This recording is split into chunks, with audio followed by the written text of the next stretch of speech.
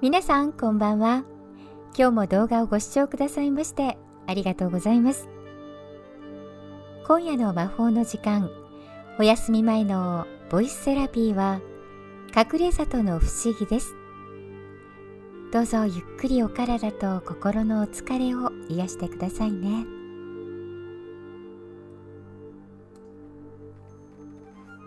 昔、和歌の国、今の岩手県の赤沢山というところには黄金が出ると言われていた。今も2人の男が黄金を探しにこの山へ入っておった。一人は年を取った男、もう一人は若い男じゃった。ある日のこと、若い男は急にお腹が痛くなって、その日はどうしても山へ出かけることができなくなった。そこで仕方なくその日は年を取った男が一人で山へ出かけた。はあ、痛い。すまんの。なあに、いいってことよ。ほんじゃ、行ってくるからな。こうして若い男は一人小屋に残って寝ていたが、午後にはすっかりお腹の具合も良くなり、起き上がることができるようになった。すると表に誰やら人の気配がした。ん？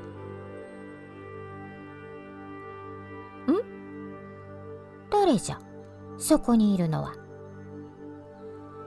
若い男が立って行って戸を開けてみると、そこにはこの辺りでは見たこともない若い娘が立っておった。その娘は一体どこから来たのか、何しに来たのか、若い男にはさっぱりわからんかったけど、その日は一日若者と楽しく過ごすと、夕方どこへともなく帰っていった。帰るとき、明日もまた来ます、そう若者に言って帰っていったそうな。さて次の日の朝、若者はまたお腹が痛いと嘘をついて山へ出かけようとしなかった。おめえ、今日も腹具合がよくねえのか？そうなんじゃ。どうも痛くてたまらんのじゃ。年取った男は仕方なく今日も一人で山に出かけていった。やがて娘がやってきた。その日は酒や魚、お菓子など若者の好物をいっぱい下げてやってきたそうな。若者と娘が楽しく語り合っていると、そこへ突然年取った男が道具を忘れたと言って戻ってきた。どういうことだこれは。一体その女は誰なんじゃ。すると娘は、まあまあ、そんなに怖い顔をなさらんで、あなた様もここへ来てなんなりと召し上がれ。さあ遠慮せずたーんと召し上がりになって。年取った男は娘の言うままに座ってごちそうになった。すると娘は、お前さんたちはこの山へ黄金を探しに来なされたのでしょ。私はその黄金のある場所を知っています。そりゃ本当か？本当ですとも、嘘なんか申しません。でもそれを教える前に、お前さんたちに私の願いを聞いてほしいのです。私はこの若者と一緒になりたいのです。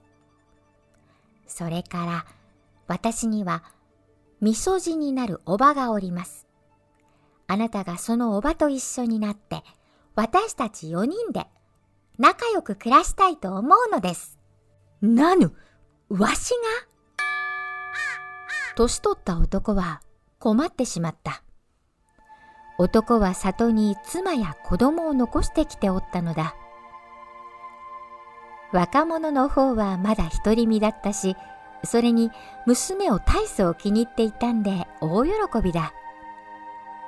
しかし、年取った男は小金のありかを聞きたいばっかりに、娘のおばさんと一緒になることにしたんじゃ。次の日、早速娘はおばさんを連れてやってきた。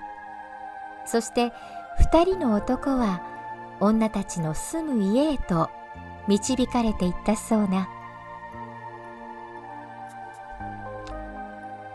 4人は深い山の中の道をどんどん歩いていった。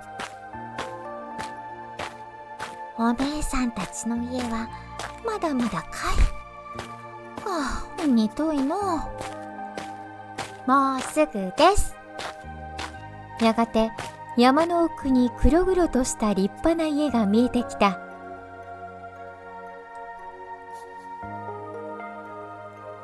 その家はそれは大層立派な家で、座敷には大きな鳥の置物や古い壺、掛け軸などが飾られていて、どれも皆値打ち物のようだった。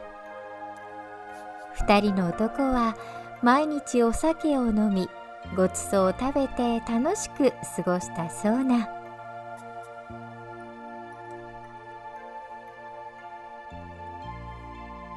ところが、ある日のこと、年取った男は里に残してきた妻や子供たちが今頃どうしているかなと思ったら、急に心配になって、いても立ってもいられないほど気になりだした。のう、実はわしには里に女房や子供がおるんじゃ。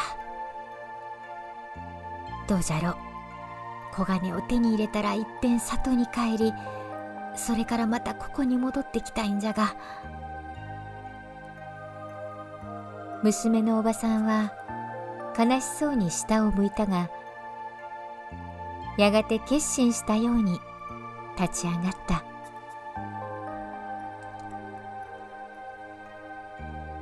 でもお前様は一度里へ帰ったら、もうここへは戻ってこないのではありませんか？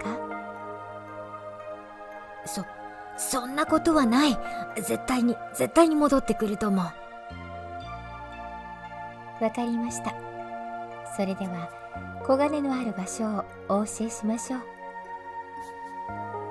そう言うと、娘のおばさんは男たちが夢にまで見た小金のありかをとうとう教えてくれた。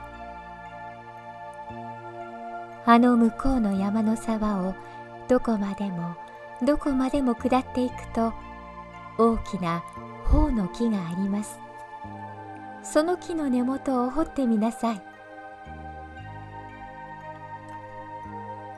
女たちに教えられた通り、山の沢を下っていくと、確かに大きな朴の木があった。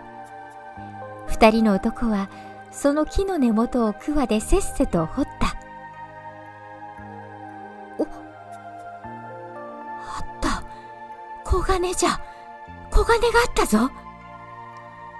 すげえ。なんだか夢みてえだな。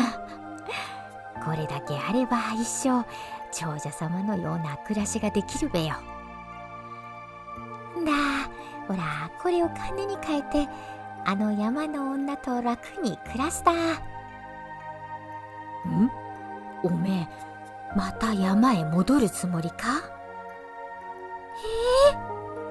じゃあおめえ、戻らねえつもりなのか？あったりめよ。あの山の女たちは抹消の女だぞ。もう一度山へ戻ってみろ。取って食われてしまうぞ。わしは里へ帰って女房子供らと楽に暮らすだよ。おめえがそうするなら俺もそうするだ。そうとも、それがええ。とその時、なんだか軽うなったんでねえか？年取った男が言った。そんなことねえべ。オラの方は前から重いぞ。いや、確かに軽うなった。どれ、一度下ろして中を改めて見るべか。ありゃ！開けてみて二人は腰を抜かすほど驚いた。袋の中の小金はいつの間にかただの泥んこになっていたそうな。男たちは朴の木の根元まで戻ってみたが、そこには何もなかった。山の中へ戻って女たちや女たちの家を探してみたが、やっぱりそこには女たちも家もなんにもなくなっていたそうな。隠れ里の不思議、おしまい。